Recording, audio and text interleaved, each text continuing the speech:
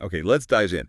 Ever think about how um, completely unrelated things might be connected, like a stunning palace, right? One that looks like it's floating, Yeah. then a wild escape in some kind of like homemade flying machine, Yeah.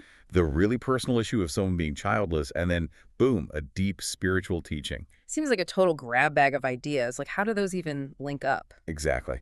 And that's what we do here in the deep dive. We take the stack of sources you share with us, notes, texts, whatever, and we dig through to find the really important stuff, the connections. The core insights. And today, our sources are ancient ones.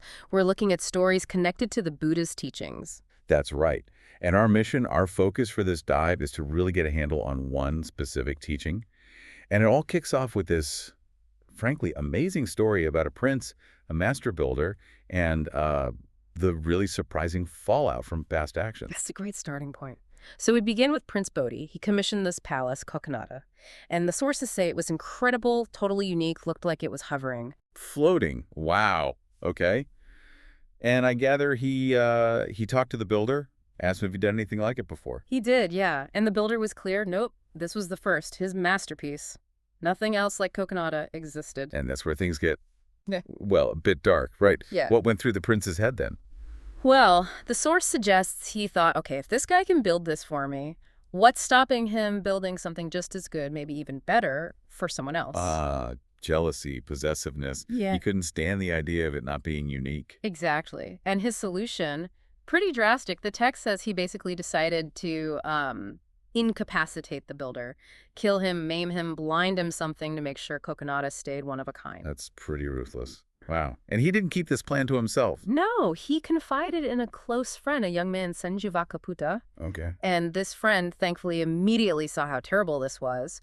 But also, what a waste it would be to lose such a skilled builder. Right. The skill was too valuable. So he decided he had to do something. He went and warned the builder. Good for him. What did he say? He basically went to the builder, checked the work was done, and then just laid it out. Look, the prince plans to harm you. You need to protect yourself. Direct. How did the builder react? Panic. Surprisingly calm, actually. Very clever. When the prince later asked, so is it finished? The builder said, oh no, still lots to do. And then he asked for something weird. Which was? Dry wood. Specifically, dry wood without heartwood. Okay, that's not standard palace finishing material. What was he up to? His next move gives it away. He asked for total privacy for the fine details, said distractions would mess things up. Only his wife could bring food. Trying to buy time and secrecy. Exactly, and the prince agreed. Even put guards around the house, supposedly to stop the builder leaving. But really, he just trapped him inside while the builder worked on his secret project. So the builder's locked in, guards outside, pretending to work on the palace. Yeah. But really, he's using that strange wood. Uh-huh. Inside a room, he built a Garuda bird. The mythical flying creature. He built a wooden bird, big enough to fly in. Big enough to carry his whole family. He was building an escape vehicle. That is brilliant. Ingenious. Right. So when it was ready, he told his wife, sell everything, get gold and silver. And the next day when she brought breakfast, she had to bring all the kids. Okay, the plan's coming together. After breakfast, he puts his wife and kids inside the belly of this wooden bird, pops open a window, climbs in, and just flies away. No way. The guards must have lost their minds. Totally. Sources say they raised the alarm, he's escaping in a giant wooden bird. But it was too late. Where did he go? Flew off towards the Himalayas, landed, started a new city, and became known as King Kahavahana, which means the wood carrier. What a story. Yeah. Betrayal, ingenuity, a flying machine escape. Yeah. It's incredible. But okay, how does this wild adventure connect back to a serious spiritual teaching? Well, that's the next chapter. Prince Bodhi, probably quite pleased with his unique palace now, decides to hold a big dedication ceremony. And he invites the Buddha. Okay, so the Buddha is coming to the floating palace. The prince must have pulled out all the stops. Oh, yeah. Decorated with 4 kinds of perfume, the whole place looking amazing. And then he did something specific. He laid a long strip of white cloth from the main entrance leading inwards. Just a fancy carpet. Or was there, more to it? Definitely more. See, the prince was childless, and he desperately wanted children. His secret hope, the source says, was that if the Buddha stepped on this cloth, it would somehow, bless him or create the conditions for him to finally have a son or daughter. Okay. So he's putting his hopes literally on that pathway. Yeah. What happened when the Buddha arrived? Did he step on it? He did not. He walked up to the threshold, saw the cloth, and just stopped. Didn't step onto it. Hmm. And the prince? The prince urged him, "Please, Lord, enter," repeatedly. But the Buddha just stood there. Then there was that look, right, between the Buddha and Ananda, his attendant. Yes, a silent communication. Ananda got the message immediately. He turned to the prince and said, "Roll up the cloth, prince." Do you say why? He explained that Tathagata, the Buddha, does not step on cloth spread for the sake of future generations. A subtle hint at the prince's underlying wish, without revealing the whole picture just yet. Wow. That must have hit the prince hard. Confusion, maybe disappointment. You'd think so. After the Buddha finally entered and they had the meal, the prince couldn't let it go. He brought it up again. He reminded the Buddha, "I've had faith in you for so long. I took refuge 3 times from the womb, as a child, as an adult. Basically, why wouldn't you do this small thing for me? Why didn't you step on the cloth?" A direct question. How did the Buddha answer? Just as directly. He asked the prince point blank, "Bodhi, why did you spread that cloth?" Putting it back on him. Exactly. And when the prince admitted his hope for a child, the Buddha confirmed it. "That, prince, is precisely why I did not step on it." And then he delivered the hard news. "You will not have children." Oof. That's blunt. Gentle action, but then very clear words. The prince must have been floored. His next question had to be why? Yeah. Why me? Absolutely. And this is the pivot point. This is where the Buddha connects the prince's current situation back to its deeper roots, introducing the core teaching. He explained the reason for the childlessness was heedlessness, being pamada, unmindful, negligent with his wife in a past life. Okay, so not some random fate, but a direct consequence. Pamada, heedlessness. From a past life, what was the story? The Buddha told them about a much earlier existence. A huge ship sank way out in the ocean. Hundreds died. Only one couple, a husband and wife, survived by clinging to a plank. Just the 2 of them. They washed up on a deserted island. It was full of birds, but otherwise barren. Desperate situation. Survival mode. Totally. And out of hunger. Well, first, during what the Buddha called their early age on the island, they ate bird eggs. Okay, understandable. Then the eggs ran out. So in their middle age there, they started eating the chicks. Right, getting harder. And finally, when the chicks were gone, in their late age on the island, they resorted to eating the adult birds. Wow. Just trying to stay alive. But how does that desperate survival translate into this heedlessness that caused childlessness later? It sounds unavoidable. That's the absolute key insight here. The Buddha didn't focus on the act of eating itself, driven by starvation. He pointed out that they were heedless apamada napajisu, the opposite of heedful, through all 3 periods on that island: early, middle, and late age. So it wasn't just the eating, it was their state of mind while doing it. Exactly. He emphasized that not even one of them made an effort towards mindfulness or cultivating any kind of virtue or, inner awareness during that entire time. They were completely consumed by the immediate need, the survival instinct, with no higher reflection. It was a state of being heedless. So it wasn't a momentary lapse, it was like a persistent state across those different phases of that difficult life. Precisely. And then the Buddha made the direct link. If either one of them, the prince as the husband or his wife, had managed to cultivate some heedfulness, some appamada, even in just one of those 3 periods, early, middle, or late, then the prince would have had a child in this life. Whoa. Okay, so even a little bit of conscious effort, some inner awareness or virtue, even in the worst circumstances, could have changed things dramatically across lifetimes. It's huge. It really is. It shows the power of our inner state. And it leads straight into the main teaching the Buddha wanted to convey. How do you actually protect yourself, truly? Right. So after explaining this past life connection, the Buddha delivered the core teaching in a verse, a gatha. He did. The verse goes, "If one holds oneself dear, one should protect oneself well. The wise person should keep watch over one of the 3 watches." Holds oneself dear, protect oneself well. One of the 3 watches. Let's unpack that. What are the 3 watches? The Paba was Yama. Yes, Dinshamanyatara Yama. The sources are clear.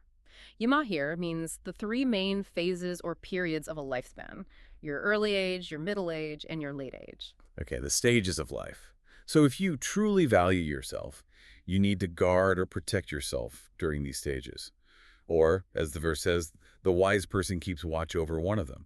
But what does protect oneself well mean here? It's clearly not about, the prince building walls or the builder flying away to safety. Exactly. The teaching explicitly rules out mere physical security, hiding in a fortress, a cave, a well-guarded room. That's not the kind of protection being talked about. So it's not external, it must be internal then. Absolutely. Protecting oneself well, suraktita, means cultivating positive qualities within, specifically making merit, punyani karonto, and practicing diligently, usuka pajonyo.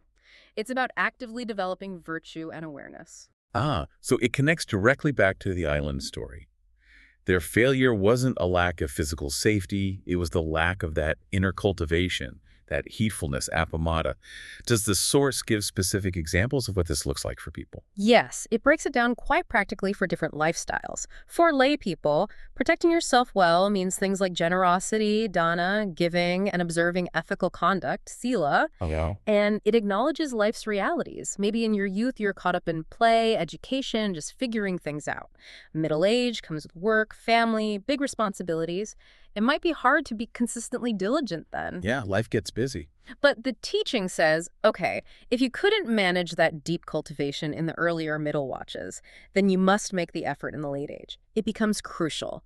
Failing to do so, the source warns, means you don't truly hold yourself dear, and it leads towards unhappy future states. So there's an understanding of life's phases, but also an urgency. Don't let all three periods slip by without that conscious effort. What about for, say, monks or nuns? For monastics, protection means diligence in their specific duties. Study, memorization, recitation of teachings, fulfilling observances. And, importantly, seeking deeper understanding, questioning, clarifying the meaning, the reasons behind the teachings. Okay, a different focus, but the same principle of diligence. Right. And the same caution applies. If a monastic was, perhaps, heedless in their earlier middle years, maybe going through the motions of study but without real engagement or internalizing it, then they absolutely must strive for genuine heedfulness and diligent practice in their later years. Neglecting this, the text says, means they don't really value themselves and will inevitably face regret later on. So the underlying message is consistent. This active, conscious cultivation of virtue, awareness, diligence, whatever form it takes, is the real protection. And if you can't manage it consistently throughout life, pick at least one stage, especially the later one, and really commit. That's the heart of it. The verse Tinmaninatara Yamas Pachagaya Patio, the wise person should keep watch over one of the three watches, emphasizes this. Make a dedicated effort in at least one period. If you don't make that effort to cultivate your inner well-being, the teaching implies you're not truly valuing yourself in the deepest sense. That completely reframes self-care or self-protection, doesn't it? Away from just comfort or security towards active inner work. And it gives you those life sages as a framework to think about it. Makes you pause and consider, where am I focusing my energy right now? And the impact of understanding this was immediate for the prince. Right. What happened to Prince Bodhi right after hearing all this? The source clearly states, at the end of that discourse, he attained the fruit of stream entry, Sudapatafeli. Stream entry, that's a major milestone in Buddhist understanding, right? Like a fundamental shift in perspective, guaranteeing eventual liberation. Exactly. It signifies overcoming core delusions. So, hearing this teaching, connecting his present suffering to past heedlessness, and learning the true way to protect himself through inner cultivation, it triggered a profound transformation for him right then and there. Wow. From despair over childlessness to a major spiritual breakthrough. That's powerful. Was he the only one affected? No, the text explicitly mentions the discourse was meaningful and beneficial for everyone present. The whole assembly gained something valuable from hearing it. So this whole narrative, the floating palace, the escape, the unstepped cloth, the past life, the teaching on heedfulness and the watches, it wasn't just a story for the prince, it resonated widely, which maybe suggests it has something to offer us too when we reflect on it. Definitely food for thought. Okay, let's try and crystallize the key takeaways from this deep dive. We saw these, almost unbelievable links the sources draw between past states of mind, that heedlessness, pamada, and present circumstances, like the prince's childlessness. A real emphasis on cause and effect over lifetimes. And a radical redefinition of self-protection. Not about walls or hiding, but about actively cultivating inner qualities, virtue, merit, diligence, awareness, appamada. Right. And maybe the most practical bit is that idea of the three watches. Early, middle, late life. If you can't maintain that inner cultivation consistently through all of them, and let's face it, life happens, the wisdom lies in consciously dedicating yourself to it in at least one of those periods. That strong effort in one watch makes a real difference to your long-term, deepest well-being. It's about valuing yourself enough to do that inner work. It really shifts things from external circumstances to internal agency, doesn't it? Completely. So it leaves us, and you listening, with a thought to mull over. Considering these three watches of life, early, middle, late, where are you right now? And where are you making that conscious investment in your own deepest well-being? How are you, in the sense we discussed, truly holding yourself dear through intentional action, through cultivating virtue and awareness? What might protecting yourself well look like for you in the watch you're in right now? Something to sit with.